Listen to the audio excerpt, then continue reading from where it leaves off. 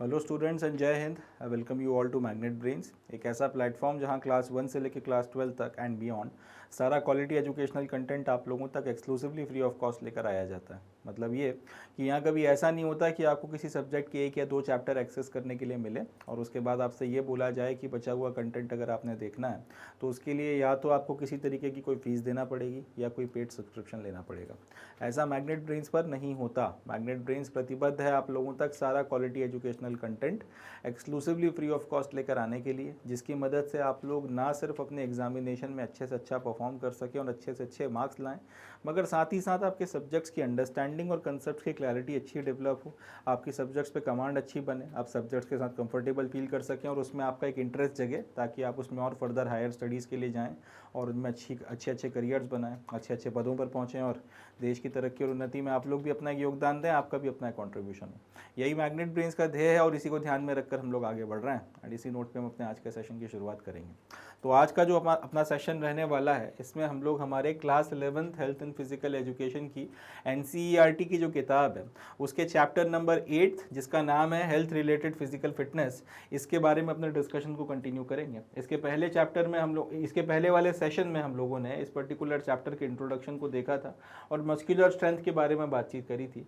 उसी डिस्कशन को हम लोगों ने आज आगे बढ़ाना है और आज के सेशन में हम लोग बातचीत करेंगे मेथड्स ऑफ स्ट्रेंथ इंप्रूवमेंट के बारे में, कि हम लोग आखिर अपनी स्ट्रेंथ वगैरह जो है उसका इंप्रूवमेंट कैसे कर सकते हैं।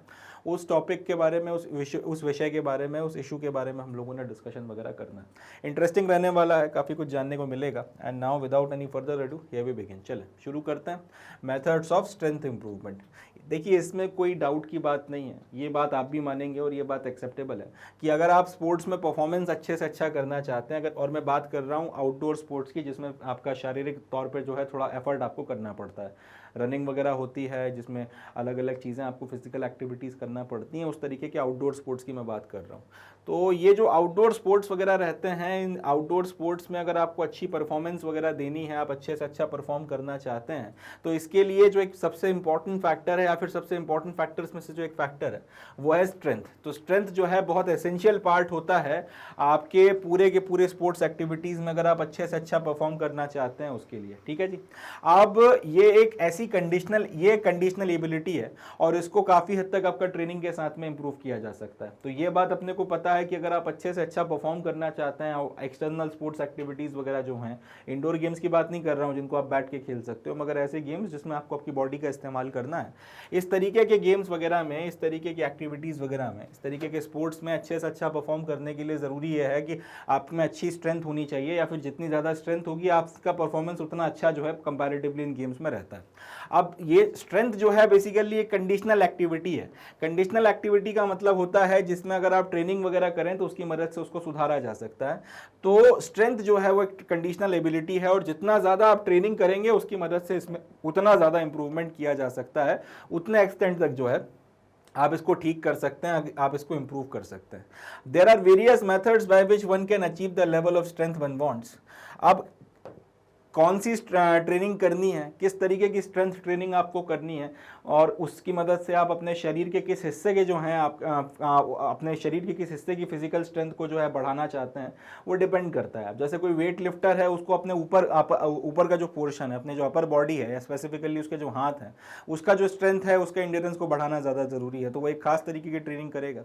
इसी तरीके से अगर कोई रनिंग वगैरह करता है, डिपेंडिंग अपॉन कि वो 100 मीटर 200 मीटर यानी कि जो आपकी छोटी शॉर्ट रेसेस होती हैं वो दौड़ रहा है, या फिर वो लंबी दौड़ जो है वो दौड़ रहा है 42 किलोमीटर 50 किलोमीटर इस तरीके की, उसके ऊपर डिपेंड करेगा कि वो अपने लेग्स वगैरह के साथ में किस तरीके की ट्रेनिंग करता है। तो पॉइंट ये है कि कई सारे मेथड्स वगैरह होते हैं जिनकी मदद से जितना लेवल ऑफ स्ट्रेंथ या लेवल ऑफ फिटनेस आप अचीव करना चाहते हैं वो आप अचीव कर सकते हैं, और ये डिपेंड करता है हर एक व्यक्ति के ऊपर कि वो किस स्पेसिफिक पर्पज वगैरह के लिए आपकी स्ट्रेंथ ट्रेनिंग कर रहा है। जो भी उसका पर्पज होगा उसी के ऊपर डिपेंड करेगा कि जो भी उस व्यक्ति का पर्पज होगा उसी के ऊपर ये बात डिपेंड करेगी कि उसको किस तरीके की जो है ट्रेनिंग वगैरह करनी है, किस तरीके का प्रोग्राम उसको फॉलो करना है।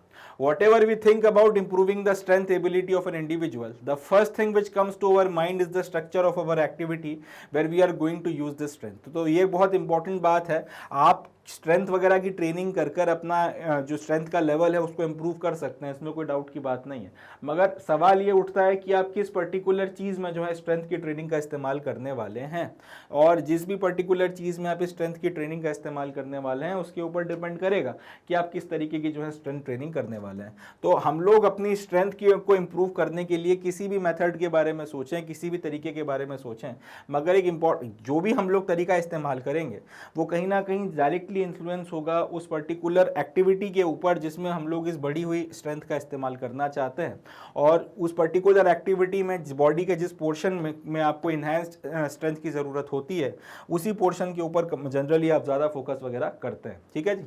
तो कुछ एक्टिविटीज़ ऐसी होती हैं जिसमें आपका खुद का जो शरीर है वो या फिर आपका जो खुद के बॉडी का वेट है वो एक रेजिस्टेंस के तौर पर एक्ट करता है, और कुछ एक्टिविटीज़ ऐसी होती हैं जिसमें एक्सटर्नल रेजिस्टेंस जो है वो आपका रोल अदा करता है। तो डिपेंडिंग अपॉन कि आपकी खुद की बॉडी का वेट अगर आपकी जो स्पोर्ट्स एक्टिविटी है उसमें रेजिस्टेंस का काम कर रहा है, यानी कि आपको अपने वेट को कम करना है, वेट को छांटना है, वेट को जो है आपको कम रखना है, तो उसके लिए अलग तरीके की स्पोर्ट ट्रेनिंग की जाती है। और कुछ इस तरीके की एक्टिविटीज वगैरह होती हैं जिसमें एक्सटर्नल वेट जो है वो आपका मैक्सिमम रेजिस्टेंस वगैरह देगा, तो उसमें फिर आप अपने शरीर को इस तरीके से जो है ट्रेन करते हो कि इस एक्सटर्नल रेजिस्टेंस को आप हैंडल करने के लिए जो है अपने आप को तैयार कर सको।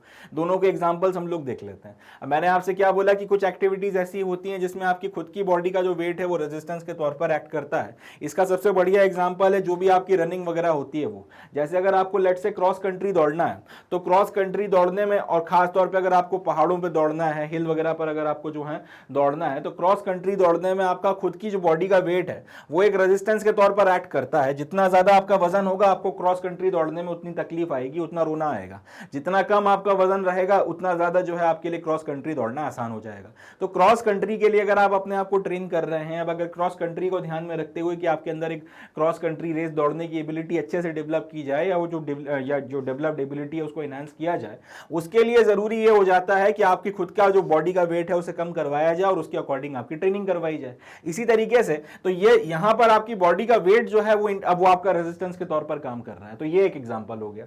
इसी तरीके से अगर हम लोग एक्सटर्नल रेजिस्टेंस जहां पे मैक्सिमम रोल अदा करता है उसकी बात करें, तो जैसे कि अगर आपका वेट लिफ्टिंग का गेम है, अब इसमें आपके शरीर का कितना वजन है वो इमैटेरियल है, वो रेलेवेंट नहीं है। आप कितना वजन उठा सकते हैं वो मैटर करता है। तो यहां पर जो एक्सटर्नल वेट है वो मैटर करता है। अब यहां पर आपके लिए जो इंपॉर्टेंट बात हो जाती है वो है कि आपका जो अपर पोर्शन है और स्पेसिफिकली आपके जो आर्म्स हैं, क्या इनमें इतनी क्षमता है या इतना दम है कि वो ज्यादा से ज्यादा वजन को यूं करके ऊपर उठा सकें और उसके बाद में यूं पकड़कर आप सस्टेन करके रख सकें। अगर आप में ये क्षमता है, कुछ जो भी थोड़ी देर के लिए उनको सस्टेन करना पड़ता है, अगर आप में इतनी क्षमता है कि आप इसको यूं पकड़ के रख सकें और उसके बाद उसको सस्टेन कर सकें, तो आपका जो है काम हो जाएगा। तो फिर आप वेट ऐसी पर्टिकुलर परिस्थिति में जहां पर आपका जो एक्सटर्नल वेट है वो आपका मैक्सिमम रोल अदा करने वाला है रेजिस्टेंस के तौर पर, तो आप उसके लिए जो है फिर अपने आप को तैयार करते हैं, उसके लिए फिर जो है आप अलग तरीके की ट्रेनिंग करते हैं।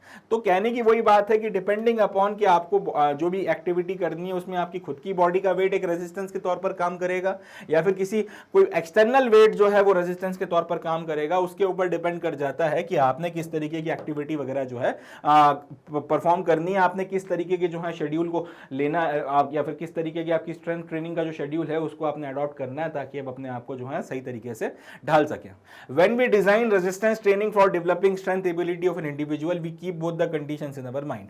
तो ये दोनों कंडीशंस को ध्यान में रखते हुए आपकी जो है रेजिस्टेंस ट्रेनिंग डेवलप करवाई जाती है, डिपेंडिंग अपॉन कि आप किस चीज के लिए जो है तैयारी कर रहे हैं। इंटरनल रेजिस्टेंस अगर ज्यादा है तो फिर उसके अनुसार आपकी अलग एक्सरसाइजेस होती हैं, और अगर एक्सटर्नल रेजिस्टेंस ज्यादा है तो उसके अनुसार जो है फिर आपकी अलग तरीके की एक्सरसाइजेस होती हैं।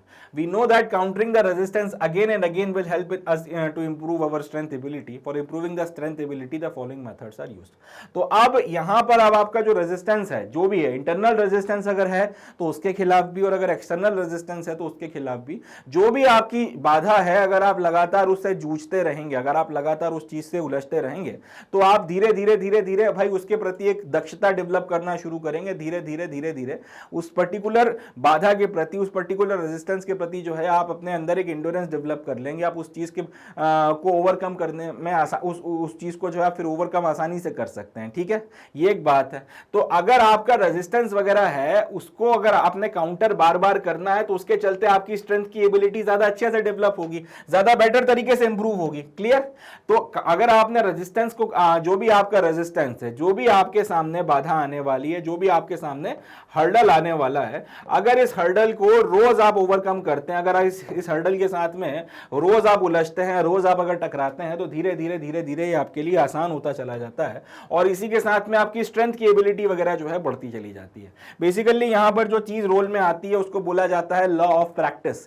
लॉ ऑफ प्रैक्टिस ये कहता है कि जिस भी चीज की हम लोग प्रैक्टिस लगातार करते चले जाते हैं, हम लोग उस चीज में अच्छे होते चले जाते हैं। लेट्स से कि अगर आपसे बोला जाए कि भाई आप रनिंग करिए, मगर आपने कभी जिंदगी में रनिंग नहीं करी या फिर आप रेगुलर नहीं दौड़ते हैं, तो पहले दिन रनिंग करने में आपको रोना आ जाएगा, दूसरे दिन शायद और ज्यादा रोना आ जाए क्योंकि शरीर में दर्द हो रहा होगा, तीसरे दिन, चौथे दिन, पांचवें दिन भी जो है आपको तकलीफ होगी। मगर अगर आप करते रहे, अगर आप इसकी प्रैक्टिस करते रहे, तो हफ्ते भर में, 15 दिन में, 20 दिन में, महीने भर में आपका शरीर जो है उस चीज के अनुसार अपने आप को ढालना शुरू कर देगा। अब एक बार जब शरीर अपने आप को ढाल लेगा, तो पहले दिन जो आपको तकलीफ हुई थी रनिंग करने में, पता चला कि 35वें दिन या 50वें दिन जो है आप मजे से जो है रनिंग कर रहे हैं और आपको मजा आने लगा। 100 दिन के बाद ये स्थिति हो गई कि रनिंग के बिना जो आपकी जिंदगी अधूरी हो गई है और उसके चलते वजन कम हो गया है, फिटनेस ठीक लगने लगी है, यंग से जो है आप दिखने लगे हैं, अच्छा लग रहा है, तो फिर आपको जो फायदे हैं वो एक अलग तरीके से मोटिवेट करते हैं और मजा आने लगता है, पसीना बहने के बाद में और अच्छा लगता है, ये सारी चीजें डेवलप होने लगती हैं। तो कहने का मतलब ये है, लॉ ऑफ प्रैक्टिस ये कहता है कि भाई जो भी चीज आप लगातार और बार बार करोगे उसके प्रति आप जो है अपने आप में स्ट्रेंथ या उस पर्टिकुलर चीज के प्रति आपके अंदर जो है पारंगतता आती चली जाएगी, आप उसमें दक्ष होते चले जाओगे। वही बात आपकी स्ट्रेंथ ट्रेनिंग पे भी लागू होती है कि अगर आपने रेजिस्टेंस काउंटर करना है, चाहे इंटरनल रेजिस्टेंस काउंटर करना है, चाहे एक्सटर्नल रेजिस्टेंस काउंटर करना है, मगर अगर आप लगातार एक काम करते चले गए तो उसके चलते आपकी स्ट्रेंथ की एबिलिटी जो है वो बढ़ती चली जाएगी और वो स्ट्रेंथ की एबिलिटी जितनी ज्यादा बढ़ेगी उतना अच्छा आपका परफॉर्मेंस होगा। अब ये जो स्ट्रेंथ की एबिलिटी बढ़ाना है, इसके बेसिकली कई मेथड्स होते हैं। तो जो इंपॉर्टेंट मेथड्स या मेजर मेथड्स जो यूज किए जाते हैं, थोड़ा सा उसके बारे में हम लोग बातचीत करेंगे। सबसे पहला जो तरीका होता है जिसकी मदद से आप अपनी बॉडी के रेजिस्टेंस को इंप्रूव करते हैं या अपनी बॉडी के रेजिस्टेंस के प्रति अपने परफॉर्मेंस को इंप्रूव करते हैं या फिर अपनी स्ट्रेंथ एबिलिटी को बढ़ाते हैं, उसमें हम लोग अपने खुद के शरीर को जो है रेजिस्टेंस के तौर पर इस्तेमाल करते हैं। हमारी खुद के शरीर का जो बॉडी वेट है वो एक रेजिस्टेंस के तौर पर यूज किया जाता है और उसके अकॉर्डिंग जो है हम लोग ट्रेन करते हैं। जैसे कि एक आप रस्सी चढ़ने का एग्जांपल ले लीजिए, जिसकी फोटोग्राफ भी यहां पे लगा रखी है। आपको अब रस्सी चढ़ने में जो एक पर्टिकुलर चीज या दो पर्टिकुलर चीज जो रेजिस्ट करती हैं वो है आपका ग्रेविटी और दूसरा आपका खुद का बॉडी वेट। जितना ज्यादा आपका बॉडी का वेट होगा उतना ज्यादा आपको रस्सी पकड़ के चढ़ने में तकलीफ आएगी, क्योंकि ग्रेविटी आपको उतनी ज्यादा पावर से अपनी तरफ वापस जो है धरती की तरफ वापस खींच रही होगी। अब इसकी जितनी ज्यादा आप प्रैक्टिस करते चले जाएंगे तो यहां पर जब शरीर को समझ में आएगा कि यार ये आदमी तो रोज मुझसे रस्सी चढ़वा रहा है और रस्सी चढ़ने में मेरा खुद का जो वजन है वो कहीं ना कहीं एक रोल अदा करता है, तो बॉडी जो है फिर कहीं ना कहीं उस वेट को शेड करना शुरू करती है, कहीं ना कहीं उस वेट को जो है एक्स्ट्रा वेट को काटना शुरू करती है। इस तरीके से आप अपनी बॉडी के वेट को रेजिस्टेंस के तौर पे यूज कर अपने शरीर से जो है वेट वगैरह हटा सकते हैं, वेट ट्रेनिंग वगैरह जो है आप अच्छे से कर सकते हैं। तो ये जो मेथड होता है जिसमें हम लोग अपने खुद के बॉडी के वेट को रेजिस्टेंस के तौर पर यूज करते हैं, ये स्ट्रेंथ ट्रेनिंग का एक ऐसा मेथड है जिसमें बॉडी का वेट रेजिस्टेंस के तौर पर एक्ट करता है और हमको जो है अपनी बॉडी को ग्रेविटी के अगेंस्ट में जो है कैरी करना होता है। हम ग्रेविटी के अगेंस्ट में अपनी बॉडी के साथ में काम करते हैं। अब इससे जितना ज्यादा आपका वजन होगा, बॉडी को उतना एफर्ट मारना पड़ेगा और उस एफर्ट को कम करने के चक्कर में अगर लगातार वो काम किया जा रहा है तो बॉडी फिर इस वेट को जो है कम करना शुरू करेगी और इस पूरी प्रक्रिया में जो है आपकी मस्कुलर स्ट्रेंथ वगैरह डेवलप होती है। वो एक अलग बात है, वो एक आपका एडिशनल एडवांटेज बन जाता है फिर। तो ये एक जो चीज है वो होता है और ये मेथड बहुत इफेक्टिव है अगर आपको यंग एथलीट्स को ट्रेन करना है। फौज में अगर आप में से कोई जाएगा तो वहां पर ये बहुत एक इफेक्टिव तरीका होता है जिसकी मदद से आपकी अपर बॉडी में स्ट्रेंथ डेवलप करवाई जाती है। अब वहां पे आपको जनरली जिम वगैरह जाने वाले लड़के तो चाहिए नहीं है जो आपका पुशअप्स या आपका पुशअप्स वगैरह मारते रहते हैं और आपके बड़े बड़े मसल्स वगैरह बना रहे हैं। उन्हें एक्चुअल में आपकी बॉडी में जो है स्ट्रेंथ चाहिए कि आप घंटों जो है कोई काम वगैरह कर सके, एक तगड़ा स्टैमिना आप में डेवलप हो। तो उसके लिए एक बड़ा कॉमन मेथड है, इसका इस्तेमाल किया जाता है। रोप्स वगैरह जो है आपको चढ़ना होती हैं, उतरना होती हैं, लगातार ये करवाया जाता है। इससे फिटनेस वगैरह अच्छी बनी रहती है, शरीर में दम बना रहता है और आपको जिम वगैरह जाने की जरूरत नहीं पड़ती। तो एक ये मेथड है जिसका इस्तेमाल वगैरह यंग एथलीट्स वगैरह के लिए किया जाता है। आर्मी वगैरह में इसका इस्तेमाल काफी ज्यादा होता है आपके शरीर में जो है स्ट्रेंथ डेवलप करने के लिए। और इसका पूरा लॉजिक यही है है कि आपका खुद का वजन जो है उसके वो क्योंकि वो जो है आपके लिए बाधा बनेगा और आपको ग्रेविटी के अगेंस्ट में काम करना पड़ेगा। एग्जाम्पल्स इसके क्या क्या हो गए, रोप क्लाइंबिंग हो गया, हिल रनिंग हो गया। हिल रनिंग में आपको ऊपर की तरफ में इंक्लाइन में चढ़ना है। कई लोग अगर आप मेरे जिम जाते होंगे तो उन्होंने महसूस किया होगा कि इंक्लाइन में अगर आप ट्रेडमिल पे वॉक करते हैं तो वो ज़्यादा मुश्किल होता है बजाय अगर वो फ्लैट अगर आपका ट्रेडमिल होता है। तो ये भी एक पर्टिकुलर चीज़ है। इस तरीके की कई सारी चीज़ें जो हैं यहाँ ये सब किया जाता है और उसमें ग्रेविटी का जो पुल है वो एक वाइटल रोल अदा करता है। तो एक तो ये तरीका हो गया कि जिसमें आप अपनी बॉडी का खुद का इस्तेमाल कर रहे हैं रेजिस्टेंस के तौर पर। इसके चलते होता क्या है कि आपके पूरे के पूरे बॉडी के ऊपर एक सकारात्मक असर पड़ता है और अलग अलग अगर आप इस तरीके की एक्टिविटीज़ भी कर सकते हैं। जैसे आप इसमें यहाँ पे आपको फोटोग्राफ्स वगैरह बताई गई हैं, ये एनसीईआरटी से ली गई फोटोग्राफ्स हैं। अगर आप सिटअप्स लगाएंगे तो उसमें आपकी इतनी बॉडी का जो पोर्शन है वो एक रेजिस्टेंस के तौर पर एक्ट कर रहा है। लंजेस वगैरह करेंगे तो उसमें आपकी बॉडी का पोर्शन जो है रेजिस्टेंस के तौर पर एक्ट कर रहा है। बाइसिकल क्रंचेस हो गई या फिर आपका किक बॉक्सिंग हो गई, हाई नीज, आपका चिनअप्स हो गए, फुल आर्च वगैरह लगाना हो गया। इन सब में जो है आपको अपनी बॉडी के अगेंस्ट में काम करना है और आपकी बॉडी जो है यहाँ पर अपने वेट के अगेंस्ट में जो है वर्क कर रही है ग्रेविटी का जो पुल हो रहा है उसके खिलाफ, और अपने अंदर एक एबिलिटी या फिर एक स्ट्रेंथ या फिर एक एजिलिटी या फिर एक एंड्योरेंस वगैरह जो है डेवलप कर रही है। दूसरा जो तरीका होता है जिसकी मदद से आपका जो है ट्रेनिंग वगैरह करते हो या फिर अपने रेजिस्टेंस वगैरह के खिलाफ अपने आप को मजबूत बनाते हो, वो है कि आप एक्सटर्नल वेट को रेजिस्टेंस के तौर पर इस्तेमाल करते हो। इस तरीके की ट्रेनिंग में आपका जो एथलीट है वो एक्सटर्नल वेट को रेजिस्टेंस के तौर पर यूज करता है और इसकी मदद से जो है अपने आप को तैयार करता है। अब ये एक और ज्यादा इफेक्टिव मेथड है अगर आप अपने अंदर स्ट्रेंथ की एबिलिटीज वगैरह को डेवलप करना चाहते हैं। सबसे कॉमन एग्जांपल है वेट ट्रेनिंग। आप वजन वगैरह जो है उसको उठाकर चलना शुरू कर दें तो नॉर्मल चलने में और वजन उठाकर चलने में फर्क है। बॉडी को ज्यादा एफर्ट मारना पड़ेगा तो ज्यादा आपको जो है इसके चलते मसल्स को ज्यादा वर्क करना पड़ेगा, ज्यादा जो है आपकी स्ट्रेंथ वगैरह डेवलप होगी। इसी तरीके से आपका जो जिम वगैरह के जो आपके अलग अलग इक्विपमेंट्स होते हैं, वेट प्लेट्स होती हैं, वेट बेल्ट्स होते हैं वगैरह वगैरह, इन सब की मदद से जो है स्ट्रेंथ वगैरह डेवलप करवाई जाती है। अब जैसे इस फोटोग्राफ में देखिए ये कुछ आपके सिपाही वगैरह हैं। अब ये बड़ा सा वुडन लॉक जो है सबके सब साथ में उठाकर एक टीम के तौर पर आगे बढ़ रहे हैं। अब इन सबको जो है एफर्ट मारना पड़ रहा है। एक तो टीम में काम करना पड़ रहा है, कोऑर्डिनेशन में वो चीज इनके अंदर डाली जा रही है।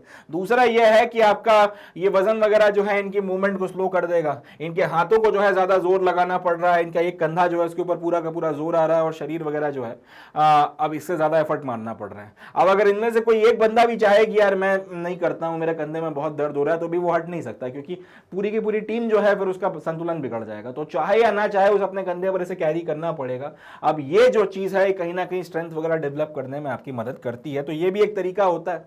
यहां पर अब रेजिस्टेंस जो है, अब आपको जो भी नीड है, जैसे यहां तो आर्मी के लिए ट्रेनिंग करवाई जा रही है तो यहां पर तो खैर बहुत मेहनत करवाई जाती है, मगर आप अगर किसी स्पोर्ट्स वगैरह के अनुसार अगर आप कर रहे हैं तो डिपेंडिंग अपॉन की आपकी जो भी नीड है और जो स्थिति है उसके अनुसार आप जो वेट वगैरह है उसको बढ़ा भी सकते हो, घटा भी सकते हो। डिपेंडिंग अपॉन आपका जो रेजिस्टेंस है वो बढ़ जाएगा या घट जाएगा।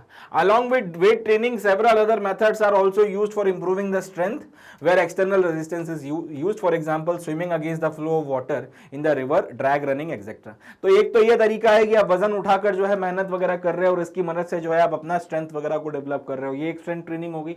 कई तरीके ऐसे भी होते हैं जिसमें अगर आप वजन का इस्तेमाल ना भी करो, वेट का इस्तेमाल ना भी करो, तो भी आप अपने अंदर जो है स्ट्रेंथ वगैरह को इंप्रूव कर सकते हो। एक्सटर्नल रेजिस्टेंस का इस्तेमाल किए, एक्सटर्नल रेजिस्टेंस का इस्तेमाल तो करते हो मगर वेट ट्रेनिंग उसमें नहीं करवाई जाती। जैसे कि अगर आपकी स्विमिंग आप करोगे वाटर के फ्लो के अगेंस्ट में, तो यहां पर आप अलग से कोई वजन अपने शरीर पे कैरी नहीं कर रहे, मगर जो वाटर का आपका फ्लो आ रहा है, वाटर का फ्लो इस तरफ से आ रहा है और आप उसके अगेंस्ट में जो है लगातार आपने हाथ पैर मारे चले जा रहे हैं, तो कहीं ना कहीं अब यहां पे आपका जो शरीर काम कर रहा है, आपका शरीर जो एफर्ट लगा रहा है, इसके चलते जो है आपकी एबिलिटी वगैरह डेवलप होगी, इसके चलते जो है आपका रेजिस्टेंस डेवलप होने लगता है बॉडी में, और इसके चलते जो है कहीं ना कहीं आपकी स्ट्रेंथ वगैरह इंप्रूव होती है। दूसरा, अगर आप ड्रैग रनिंग करते हैं, ड्रैग रनिंग यानी कि अगर आप रेत पर दौड़ते हैं, तो रेत में दौड़ने में और एक फ्लैट सर्फेस पर दौड़ने में काफी ज्यादा फर्क आ जाता है। रेत आपको रोकने की कोशिश करती है, कहीं ना कहीं आपको उतना आसानी से कैरी फॉरवर्ड नहीं करने देती, मगर अगर आप लगे रहेंगे तो पैरों को ज्यादा एफर्ट मारना पड़ेगा, पैर जो है ज्यादा मजबूत होंगे। तो ये भी कुछ तरीके होते हैं जिसकी मदद से जो है आप एक्सटर्नल वेट वगैरह का इस्तेमाल कर रेजिस्टेंस के तौर पर अपने अंदर स्ट्रेंथ ट्रेनिंग वगैरह करवाते हैं।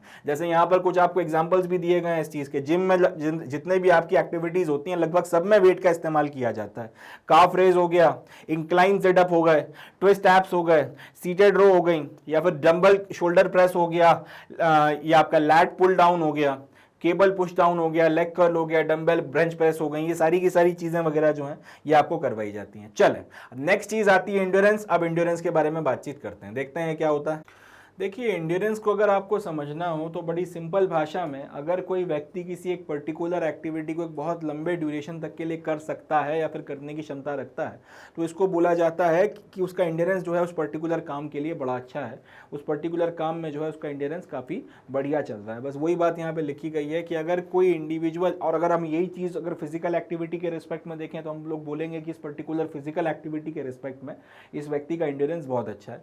बस यही बात यहाँ पे लिखी गई है कि अगर कोई इंडिविजुअल व्यक्ति लगातार कोई फिजिकल एक्टिविटी एक बहुत लंबे ड्यूरेशन ऑफ टाइम के लिए, एक पीरियड ऑफ टाइम के लिए लगातार करता चला जाता है, तब फिर उस कंडीशन में ये कहा जाता है कि वो व्यक्ति, चाहे वो महिला हो या पुरुष हो, उसका उस पर्टिकुलर काम को करने के रिस्पेक्ट में बहुत अच्छा इंड्योरेंस है।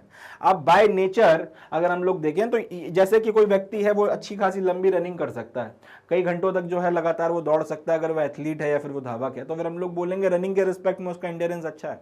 इसी तरह से अगर कोई टीचर है वो कई घंटों तक लगातार पढ़ा सकता है, तो उसके रिस्पेक्ट में हम लोग ये बोलेंगे कि भाई इसका जो है टीचिंग के रिस्पेक्ट में एंड्योरेंस अच्छा है। कोई स्टूडेंट अगर कई घंटों बैठ के लगातार एक बार में पढ़ सकता है, तो उसके बारे में हम लोग बोलेंगे कि इसका जो है पढ़ाई के रिस्पेक्ट में जो एंड्योरेंस बहुत अच्छा है।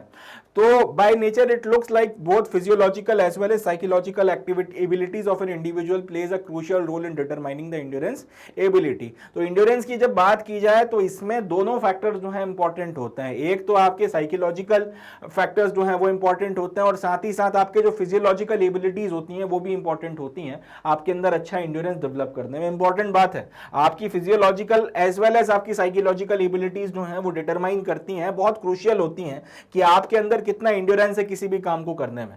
जितना ज्यादा आपके अंदर ये दोनों एबिलिटीज अच्छे से डेवलप्ड होंगी, इनहैंस होंगी, उतना अच्छा एंड्योरेंस जो है आपके अंदर डेवलप होगा, और जितना कम ये चीज इनहैंस होगी उतना कम जो है एंड्योरेंस आपके अंदर डेवलप होगा। याद रखिएगा, एक individual as an individual continues doing any work for longer duration, after some time he और she may feel physical as well as mental fatigue. एक कॉमन सी बात है कि अगर कोई काम आप लगातार करते हैं तो कुछ वक्त में बोरियत होने लगती है, कुछ वक्त में आपका मानसिक तौर पर या शारीरिक तौर पर या दोनों तौर पर, डिपेंडिंग अपॉन कि जो भी काम आप कर रहे हैं, आपके अंदर एक फटीग सेटअप होने लगता है, आपके अंदर जो एक फटीग जो है वो आने लगता है। फटीग का मतलब होता है कि आपके अंदर वो काम ना करने की जो एक टेंडेंसी डेवलप होने लगती है। मगर उसके बाद में भी अगर आप उस काम को लगातार करते चले जाते हैं, in spite of the fact कि आपको करने का मन नहीं हो रहा, आपने जो है उस काम को शुरू किया, ठीक है जी, आपने उस काम को शुरू किया, उसके बाद में आफ्टर सम टाइम, ठीक, कुछ वक्त बाद, आफ्टर सम टाइम, अब आपकी इच्छा नहीं हो रही, मन नहीं हो रहा, एक फटीग जो है वो आपका डेवलप होने लगा। अब एक मन तो है कि नहीं यार छोड़ दो इस काम को, मगर उसके बाद में भी जो है आप कंटिन्यू करते हैं, उसके बाद में भी अगर आप लगातार इसको करते चले जाते हैं, आप इसे कंटिन्यू कर रहे हैं, आप रोक नहीं रहे, तो कहीं ना कहीं ये एक बात बता रहा है, ये एक बात साबित कर रहा है कि आपका जो इंड्योरेंस है वो बहुत अच्छा है इस पर्टिकुलर काम को लेके, कि करने का मन नहीं है तो भी अगर आप उसे कंटिन्यू कर पा रहे हैं, तो ये एक इंडिकेशन है, ये एक बात बता रहा है कि भाई आपने अच्छा इंड्योरेंस इस पर्टिकुलर काम के रिस्पेक्ट में डेवलप कर लिया है। तो कुल मिलाकर हम लोग ये कह सकते हैं कि इंड्योरेंस जो है ये एक एबिलिटी है लॉन्गर ड्यूरेशन तक के लिए किसी काम को करने की। अगर आपके अंदर ये क्षमता है कि आप एक लंबे वक्त तक या लंबे ड्यूरेशन तक किसी पर्टिकुलर काम को कर सकते हैं, तो इससे ये साबित होता है कि आपका इंड्योरेंस जो है उस पर्टिकुलर काम के रिस्पेक्ट में अच्छा है। अब मजे की बात यह है कि इंड्योरेंस जो है वो बड़ा टास्क स्पेसिफिक है, यानी कि ऐसा नहीं है कि अगर एक आदमी का एक पर्टिकुलर चीज को करने में इंड्योरेंस अच्छा है तो दूसरे काम में भी जो है उसका इंड्योरेंस आपको उतना ही अच्छा देखने के लिए मिले। ये डिपेंड करता है आपके टास्क टू टास्क के ऊपर, और हर एक टास्क के साथ में आपकी कितनी प्रैक्टिस है उसके ऊपर, कि आपका उस पर्टिकुलर टास्क के रिस्पेक्ट में कितना इंड्योरेंस होगा। बहुत इंपॉर्टेंट पॉइंट है, इसको याद रखिएगा कि इंड्योरेंस को नॉर्मली आप लोग ऐसे समझ सकते हैं कि लॉन्गर ड्यूरेशन तक अगर आप कोई काम करते हैं बिना रुके, अगर आप उसे कर सकते हैं, चाहे मजा आ रहा हो ना आ रहा हो, बोर हो रहे हो ना हो रहे हो, तो इससे समझ में आता है कि आपका इंड्योरेंस अच्छा है। और इंड्योरेंस नाम की जो एक चीज है ये बड़ा टास्क स्पेसिफिक होती है। इंड्योरेंस नाम की चिड़िया बहुत टास्क स्पेसिफिक होती है अपने नेचर में। एग्जाम्पल लेते हैं इसके, जैसे कि अगर हम लोग कोई एक पर्टिकुलर एक टीचर की बात कर लें, तो एक टीचर के लिए क्योंकि रोज का काम यही है, तो वो खड़े होकर आपके लंबे ड्यूरेशन तक जो है लेक्चर्स वगैरह ले सकता है, लंबे वक्त तक जो है है वो उन लेक्चर्स वगैरह को कंटिन्यू कर सकता है, कई घंटों तक जो वो है खड़ा होकर वो क्लास को पढ़ा सकता है। आप हम लोग ये तो हम लोग ये कहेंगे कि भैया टीचर जो है इसका आपका टीचिंग के रिस्पेक्ट में या जो आपका खड़े होकर पढ़ाने के रिस्पेक्ट में है, इंड्योरेंस बहुत अच्छा है, ये लगातार कई घंटों तक बोल भी सकता है और लगातार कई घंटों तक ये खड़ा भी रह सकता है, इसको पता भी नहीं चलता। मगर इसी टीचर को अगर हम लोग ये बोलते हैं कि तुम 1 घंटे भर लगातार दौड़ के बताओ, तो हो सकता है शायद वो दौड़ जाए, हो सकता है वो ना दौड़े। अगर वो फिटनेस को लेकर थोड़ा सजग होगा, रोज जाता होगा, तो दौड़ भी जाएगा, और अगर ऐसा नहीं होगा तो शायद ना दौड़ पाए। तो कहने का मतलब यह है कि अगर उसका टीचिंग में इंड्योरेंस है, अगर वो टीचिंग एक ऐसा एक एक्टिविटी के तौर पर अगर वो लगातार कर पा रहा है कई घंटों तक, तो इसका यह मतलब नहीं है कि वो रनिंग को लेकर भी जो है उतना इंड्योरेंस डेवलप कर पाया होगा या डेवलप या शो कर पाएगा। ये डिपेंड इस बात के ऊपर करेगा कि वो रनिंग वगैरह को लेकर कितना सजग है, वो कितना दौड़ता है, कुछ फिजिकल एक्टिविटी करता भी है कि नहीं करता, उसके ऊपर डिपेंड करेगा कि वो कितना ज्यादा जो है दौड़ पाएगा या कितना कम दौड़ पाएगा। तो ये एक बड़ा इंपॉर्टेंट फैक्टर है, इसको याद रखना है अपनी डेली एक्टिविटीज में, अपने डेली लाइफ में। अगर आप कोई एक पर्टिकुलर काम कर रहे हो और उसमें आप बहुत ज्यादा अच्छे हो गए हो, उसमें आप अगर बहुत ज्यादा प्रो हो गए हो, तो जरूरी नहीं है कि आप दूसरे काम में भी जो है उतना ही ज्यादा प्रो हो, उतना ही ज्यादा अच्छे से जो है आप दूसरा काम भी कर सको। तो एक टीचर का एग्जांपल जो है बड़ा अच्छी तरह से समझाता है इस बात को कि एक व्यक्ति खड़ा होकर कई घंटों क्लासेस ले सकता है, लगातार बोल सकता है, मगर वही व्यक्ति 1 घंटा दौड़ नहीं पाएगा, या हो सकता है शायद ना दौड़ पाए, क्योंकि टीचिंग के रिस्पेक्ट में तो उसका इंड्योरेंस है, मगर रनिंग वगैरह के रिस्पेक्ट में उसका कोई इंड्योरेंस वगैरह डेवलप नहीं हुआ है। इसी को घुमा के बोल देते हैं कि एक व्यक्ति जो कई घंटों तक लगातार दौड़ सकता है, एक लॉन्ग डिस्टेंस रनर जो है वो 1 घंटा आराम से दौड़ सकता है, उससे कोई दिक्कत ही नहीं हो, 2 घंटे 3 घंटे मजे में जो है धीरे धीरे अपना बढ़िया दौड़ जाएगा, क्योंकि वो लॉन्ग डिस्टेंस रनर है, उसका रोज का काम यही है, तो उसके शरीर में इस पर्टिकुलर चीज के लिए इंड्योरेंस डेवलप हो गया है। मगर उससे बोला जाए कि तुम घंटा भर जो है खड़े होके या तो टीचिंग कर लो या पढ़ा दो, या फिर तुम ऑफिस में बैठ के कुछ घंटे जो है कुछ काम कर दो, तो हो सकता है शायद वो ये काम ना कर पाए, क्योंकि उसके अंदर इस पर्टिकुलर चीज के लिए जो है इंड्योरेंस नहीं है, उसके अंदर इस पर्टिकुलर चीज को लेकर जो है इंड्योरेंस वगैरह डेवलप नहीं हुआ है। Mental toughness, interest for the task and physiological quality all have a very important role to play when we talk about endurance. तो कुल मिला के यहां से ये बात समझ में आती है कि आप मानसिक तौर से कितने मजबूत हैं, आपकी मेंटल टफनेस कितनी है, किसी पर्टिकुलर टास्क को करने को लेकर आपका इंटरेस्ट कितना है और आप कितना ज्यादा उसके साथ में सहज हैं, और तीसरी चीज कि आपकी फिजियोलॉजिकल क्वालिटीज वगैरह कैसी हैं। ये सबका सब एक बहुत इंपॉर्टेंट रोल अदा करते हैं जब भी हम लोग इंड्योरेंस के बारे में बातचीत करते हैं, जब भी हम लोग इंड्योरेंस के रिस्पेक्ट में कोई भी अगर डिस्कशन वगैरह हमें करना होता है, हम करते हैं, तो उसमें ये तीनों की तीनों चीजें जो है इंपॉर्टेंट रोल अदा करती हैं। तो अब अगर हम इन तीनों चीजों को कंसीडर करें, या फिर इन सारे फैक्टर्स को, मेंटल टफनेस हो गया, किसी पर्टिकुलर चीज में आपका कितना आपका मन है काम करने का, फिजियोलॉजिकल क्वालिटीज वगैरह आपके अंदर कैसी क्या है, सबका सब एक बहुत इंपॉर्टेंट रोल अदा करती हैं। अब इन सारे फैक्टर्स को अगर हम लोग कंसीडर करें तो हम लोग ये बोल सकते हैं कि भाई इंड्योरेंस जो है वो एक फिजियोलॉजिकल एज वेल एज एक साइकोलॉजिकल एक्टिविटी है, वो एक साइकोलॉजिकल प्लस एक फिजियोलॉजिकल एबिलिटी है किसी इंडिविजुअल की, जिसमें वो एक स्पेसिफिक वर्क जो है एक लंबे ड्यूरेशन तक कर सकता है,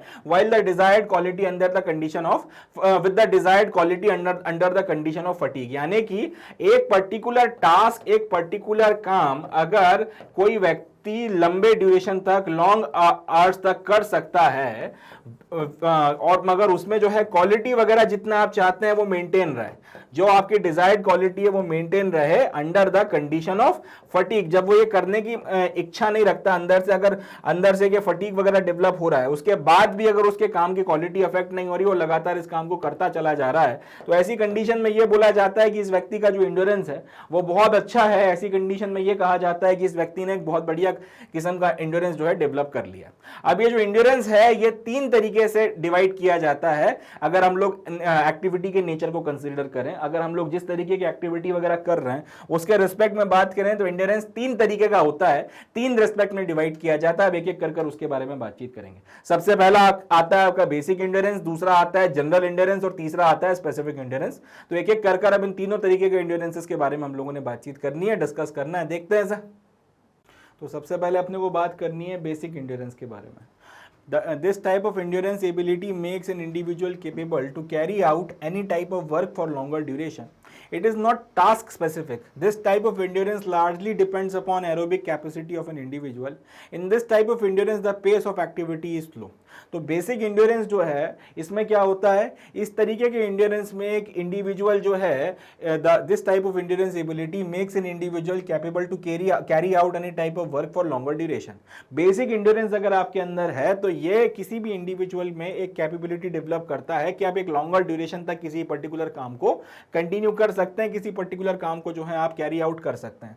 अब ये जो बेसिक इंड्योरेंस होता है वो टास्क स्पेसिफिक नहीं है। टास्क स्पेसिफिक ना होने का मतलब यह है कि कोई भी काम अगर आप करोगे और वो काम अगर आप लंबे वक्त तक कर पा रहे हो तो उसका और भले ही आपके अंदर फटीग डेवलप हो रहा है, भले ही आपका मन नहीं हो रहा, मगर फिर भी डिजायर्ड क्वांटिटी मेंटेन करते हो अगर आप किसी भी टास्क को कंटिन्यू कर सकते हो, चाहे एक नॉर्मल वॉकिंग हो, चाहे ऑफिस में बैठकर काम करना हो, चाहे टीचिंग वगैरह करनी हो, चाहे आपको वेट लिफ्टिंग करनी हो, चाहे खाना बनाना हो, कोई भी काम अगर आप एक लॉन्गर ड्यूरेशन तक कर सकते हो बिना रुके हुए, तो ये चीज आपका बेसिक इंड्योरेंस में आती है। ये कोई स्पेसिफिक टास्क स्पेसिफिक नहीं होती है।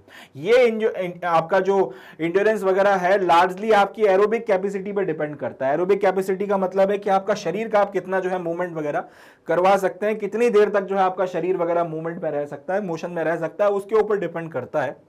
हर एक इंडिविजुअल की जो भी आपकी एरोबिक कैपेसिटी है उसके ऊपर डिपेंड करता है कि आपका इंड्योरेंस वगैरह कितना रहने वाला है। दूसरी बात यह कि आपका ये इस तरीके का जो इंड्योरेंस है इसमें जो आपकी एक्टिविटी का पेस रहता है वो काफी ज्यादा स्लो होता है, वो ज्यादा तेज नहीं होता, वो उतना तेजी से नहीं होती है। इंपॉर्टेंट बात है, याद रखना है, इसको समझाते हैं।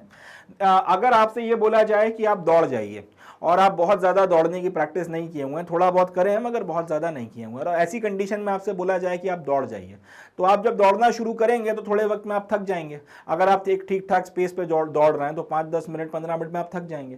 इसी की जगह अगर आप एकदम स्लो जॉगिंग शुरू करें तो हो सकता है 15 मिनट की जगह आप 20 मिनट 50 मिनट 15 मिनट की जगह आप 30 मिनट या 50 मिनट तक जो है लगातार जॉग करें और उसके बाद में आप थकें।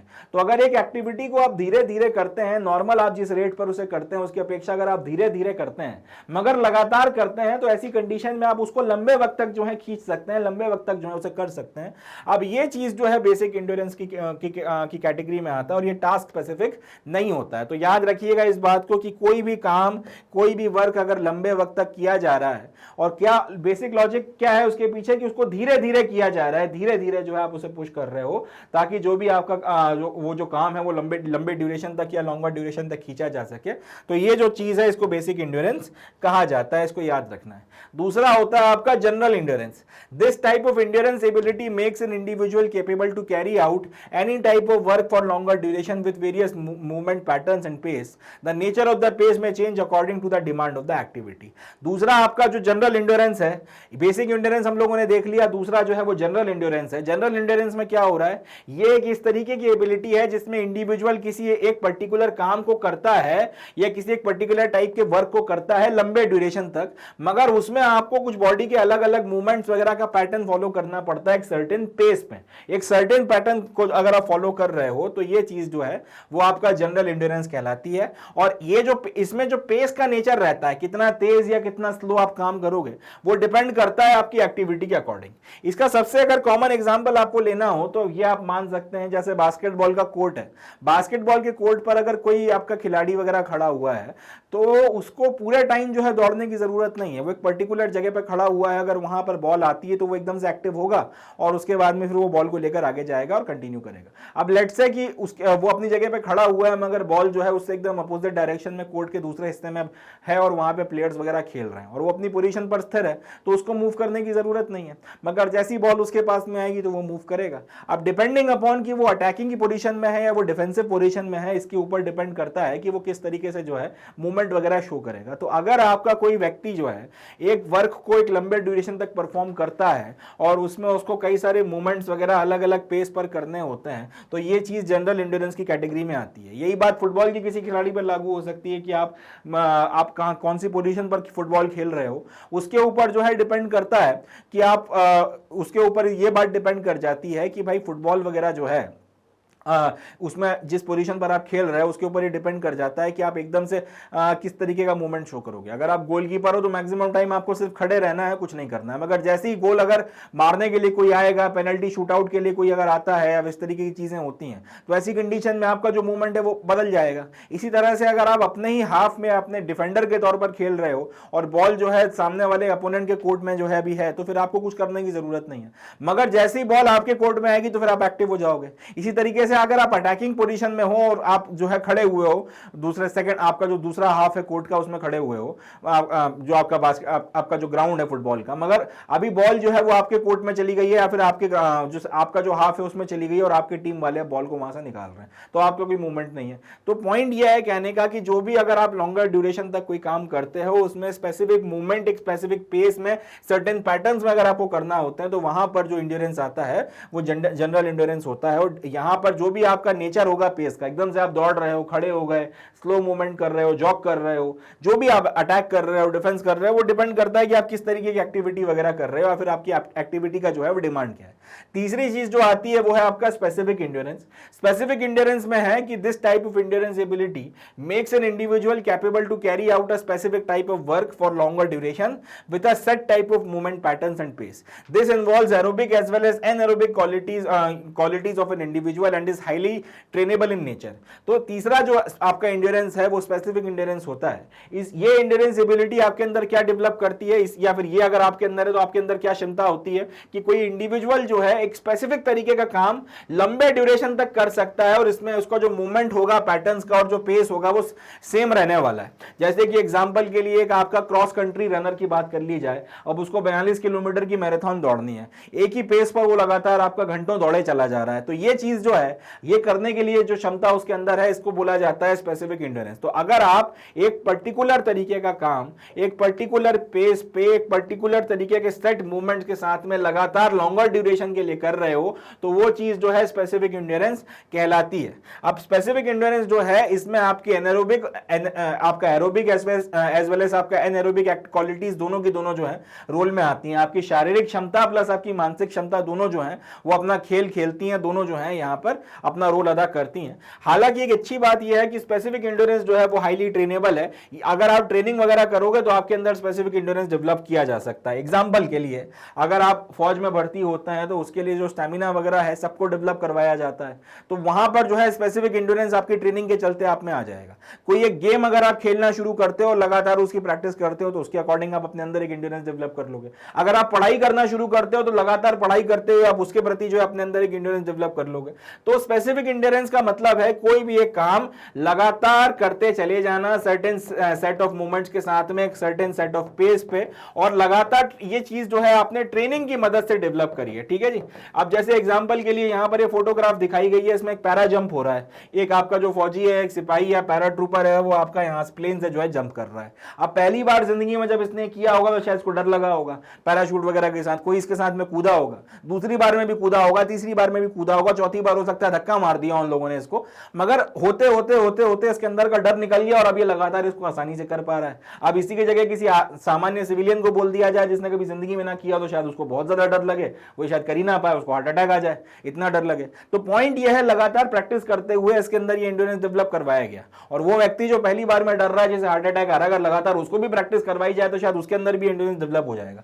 तो ये एक हाईली ट्रेनेबल इंड्योरेंस है, ये स्पेसिफिक है, टास्क स्पेसिफिक है। अब जरूरी नहीं है कि कोई एक पर्टिकुलर टास्क के लिए अगर आपके अंदर इंड्योरेंस डेवलप करवा दिया गया तो दूसरा काम भी आप अच्छे से कर सको। अगर आपको गन चलाने का इंड्योरेंस डेवलप करा दिया गया तो इसका ये मतलब नहीं है कि आप अच्छा खाना बना लोगे, और अच्छा खाना बनाने का इंड्योरेंस अगर आपके अंदर डेवलप हो गया तो इसका ये मतलब नहीं आप अच्छे से गन चला लोगे। तो ये टास्क स्पेसिफिक भी होता है और ये ट्रेनेबल भी होता है। ये बात अपने को जो है ध्यान रखनी है, ये एक इंपॉर्टेंट बात है। चलें आगे बढ़ते हैं। So with this we come to end of today's session. तो आज के अपने सेशन में अपन लोगों ने स्ट्रेंथ इंप्रूवमेंट और एंड्योरेंस के बारे में बातचीत कर खत्म करी है।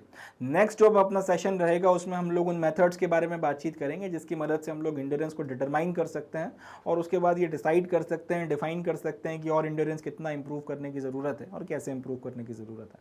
मगर वो सारी की सारी बातचीत नेक्स्ट सेशन में। आज का जो सेशन है इसको हम लोग यहीं पर समाप्त करते हैं। अब खत्म करने के पहले मैं आपको एक बात और बताना चाहूँगा। जैसा कि सेशन की शुरुआत में मैंने आपको बताया था कि मैग्नेट ब्रेन्स पर सारा quality educational content exclusively 100% free of cost आप लोगों को प्रोवाइड कराया जाता है। तो अगला क्वेश्चन जो आप लोगों के दिमाग में उठेगा कि ये सारा का सारा कंटेंट आप एक्सेस कैसे कर सकते हो। इसको एक्सेस करने के 3 तरीके हैं। पहला तो आप ये सारा का सारा कंटेंट हमारे यूट्यूब चैनल पर जाकर देख सकते हैं, सारी आपके प्लेलिस्ट वगैरह वहाँ पर डली हुई हैं, वहाँ पर आप जाके इसको एक्सेस कर सकते हैं एकदम एक्सक्लूसिवली फ्री ऑफ कॉस्ट। सारा कंटेंट आपको वहाँ पे देखने के लिए मिल जाएगा। दूसरा तरीका जो है वो ये है कि आप ये सारा का सारा कंटेंट मैग्नेट ब्रेन्स की वेबसाइट पर भी देख सकते हैं, और तीसरा आप मैग्नेट ब्रेन्स का ऐप डाउनलोड कर उस पर भी जो है इस सारे के सारे कंटेंट को एक्सेस कर सकते हैं। तो इन तीनों में से किसी भी मेथड की मदद से आप इस कंटेंट को एक्सेस कर सकते हैं। ये कंटेंट आपके मोबाइल फोन पर भी चल जाएगा, आपके टैबलेट पर भी चल जाएगा, आपके पीसी पर भी चल जाएगा। तो जो भी मेथड आपको ठीक लगता है इनमें से किसी का भी इस्तेमाल वगैरह कर सकते हैं। इनमें से किसी भी डिवाइस पर जो आप इस कंटेंट को चला सकते हैं। अब इसके अलावा हमें यह भी पता है कि एक वीडियो 2 बार 3 बार 4 बार 5 बार देखा जा सकता है, इससे ज़्यादा नहीं देखा जा सकता। रिवीजन करने के लिए एग्जाम के एक दिन पहले अगर आपको रिवाइज करना है, लगातार रिवाइज करना है, तो इसके लिए आपको ज़रूरत पड़ती है नोट्स की। तो मैग्नेट ब्रेन्स आपके लिए सारे नोट्स, बुक्स और ई बुक्स के फॉर्मेट में लेकर आता है। इनके भी लिंक्स आपको डिस्क्रिप्शन में देखने के लिए मिल जाएंगे, तो जाकर इनको देखें और इनकी मदद से रिवीजन वगैरह जो है अपना उसको भी अच्छे से करें। इसके अलावा अगर आपके मन में कोई और शिकायत है, कोई और शुबा है, कोई और अगर आपकी नई डिमांड है, कोई सजेशन है, कोई और सलाह है, कोई डाउट है, अगर आप हमसे जुड़ना चाहते हैं तो आप अलग कई सारे वेरियस सोशल मीडिया प्लेटफॉर्म्स का इस्तेमाल कर सकते हैं और इनकी मदद से जो है आप हमसे कनेक्ट कर सकते हैं। यहाँ पर आप हमें अपनी बात बता सकते हैं, हम लोग इस पर रिस्पॉन्ड ज़रूर करेंगे। We will get back to you on that. So इसी नोट पे I would be calling it the day and concluding the session. अपना ध्यान रखें, खुश रहें, पॉजिटिव रहें, इस वेंचर का जितना हो सके उतना फ़ायदा उठाएं, दूसरों को भी इसके बारे में बताएं, अपनी तैयारी को, अपनी प्रिपरेशन को जितना हो सके उतना ज़्यादा स्ट्रेंथन करें, सफलता और तरक्की के रास्ते पर आगे बढ़ते रहें, एंड मोस्ट इंपॉर्टेंटली जुड़े रहें मैग्नेट ब्रेन्स के साथ। मिलते हैं नेक्स्ट सेशन में। थैंक यू, जय हिंद।